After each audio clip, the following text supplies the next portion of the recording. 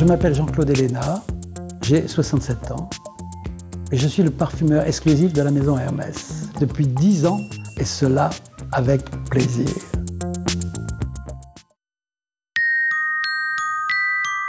Que dire sur Grasse? Mis à part que c'est la ville où je suis né, à l'âge de 7 ans, je m'en vais de Grasse.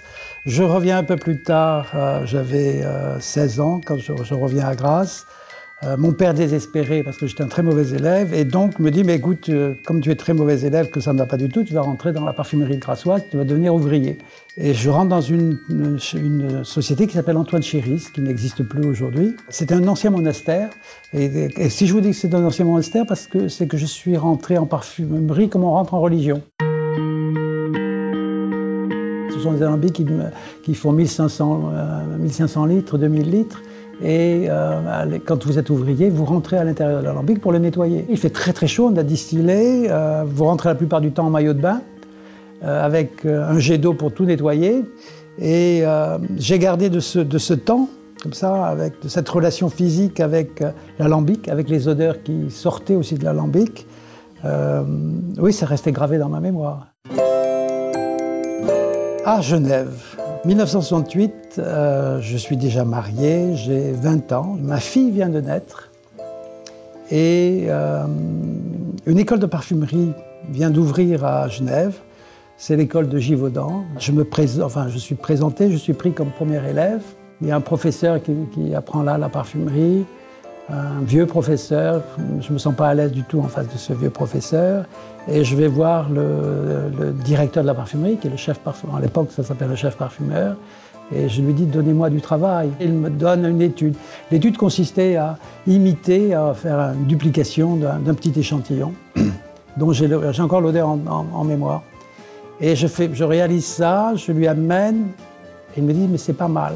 Et je n'ai pas fait mes 3 ans d'école, mais j'ai été pris comme assistant de ce chef parfumeur. Et voilà, c'est comme ça que ma carrière a démarré. Les États-Unis. Oui, donc voilà, assistant d'un parfumeur, l'assistant du chef parfumeur, il me dit, écoute, pour ta carrière, il faut que les États-Unis, c'est indispensable. Et donc, me voilà parti à New York, dans une société qui était la société Givaudan aussi aux États-Unis, ne parlant pas anglais du tout. Je suis reçu par le chef parfumeur américain sur place, qui me dit, écoute, il va falloir que tu fasses tes preuves. Et ici, aux États-Unis, tu te débrouilles tout seul. Et voilà, c'est comme ça que j'ai fait mon entrée aux États-Unis, avec un marché très différent, une mentalité différente, et oui, qui a été très, très, très utile à la suite de mon parcours. Là, ça y est, First. Je rencontre un homme qui est Claude Sauger. Claude Sauger a l'idée de créer un parfum pour la joaillerie. C'est le premier parfum pour joaillier qui va sortir. Il vient me voir en disant, écoute, voilà, il faut que tu penses luxe, il faut que tu penses riche, il faut que tu penses joaillier, il faut que tu me trouves un parfum. Avant qu'il soit accepté, c'est juste un jour avant qu'il ne soit accepté, Claude Sauger m'appelle en me disant, écoute, ton parfum me plaît beaucoup, je vais faire un test. Ma femme va le porter, je vais lui faire l'amour toute la nuit, et demain matin, si elle sent encore, je le prends.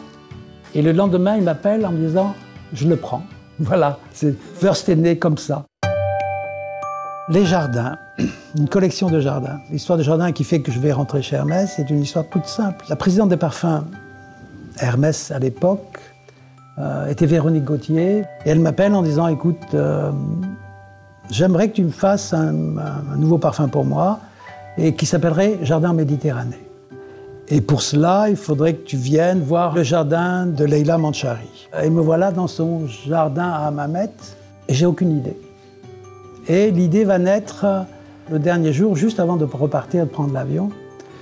Et on était en train de, pour l'occasion, sur des grands plateaux d'argent, il y avait des feuilles de figuier, puis sur les feuilles de figuier avaient été posées des flûtes de champagne. Et il y a une jeune femme, et je ne me souviens plus de la jeune femme, c'est ça qui était extraordinaire, c'est que je n'ai vu que l'action, c'est-à-dire la jeune femme a pris la feuille de figuier, a déchiré la feuille, l'a portée à son nez et a eu un très joli sourire. Et à ce moment-là, j'ai capté cet instant, à ce moment-là, je dis, ça y est, j'ai mon thème, je sais ce que je dois faire. Le parfum devait sentir le figuier. Et nous avons commencé à discuter en disant, Et si on mettait un parfumeur chez Hermès? On a des artisans partout, on n'a pas d'artisans en parfumerie. Est-ce que c'est faisable? Un peu plus d'un an après, on a décidé que oui. Voilà, depuis, je suis chez Hermès. Chez moi, toujours un côté inadapté par rapport au marché, combatif et je pense que je suis très français dans ma manière de penser au parfum. D'abord parce que j'ai été... je suis tombé dans la baignoire à parfum Grassoise.